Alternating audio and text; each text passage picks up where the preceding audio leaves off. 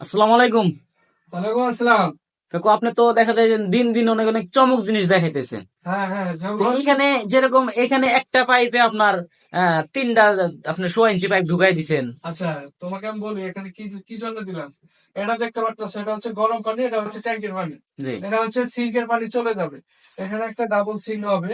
এখানে হওয়ার কথা ছিল, কিন্তু এই দুটো সিঙ্ক এসেছে কারণ এখানে একটা ছিল অবস্থা। এটা হচ্ছে সিঙ্কের জন্য। আর এটা দেওয়া হয়েছে হচ্ছে তোমার বেসিং এর জন্য। আর এটা দেওয়া হয়েছে ওয়াশিং মেশিন এর জন্য।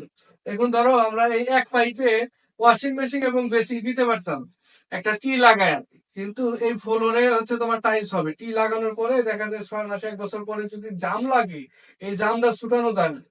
প্রচুর ঝামেলা, দেখা যায় পরবর্তীতে টাইলসও ভাঙা লাগে। যার কারণে আমরা সরাসরি পাইপ দিছি। এর ওই বেসিং এর ওইখানে একটা এলবো এবং ওয়াশিং মেশিন এর ওইখানে একটা এলবো। জি জি। যতই জাম লাগুক এটা ক্লিয়ার করা যাবে, বুঝতে পারছো? এই জন্যই আসলে আমরা এখানে 3টি পাইপ দিছি। আর এটাতে দেখতে পারতেছো এখানে কোনো চৌবাচ্চা হবে না, বুঝছো?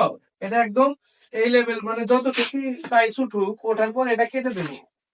টাইলস লেভেল করে কেটে দিয়ে এখানে হচ্ছে তোমার ইন ক্যাপ দেবো, 4 ইঞ্চি ইন ক্যাপ, যাতে এইখানে যদি কোনো সময় জাম কিংবা কোনো সমস্যা হয় ইন ক্যাপটা খুলে এখান থেকে ক্লিয়ার করা যাবে রান্নাঘর থেকে। জি জি, তাহলে বুঝতে পারছি। কাজটা পরিপূর্ণ সুন্দর হলো। এটাই ছিল এখানকার কাজ, বুঝতে পারছো? জি, বুঝতে পারছি। ঠিক আছে।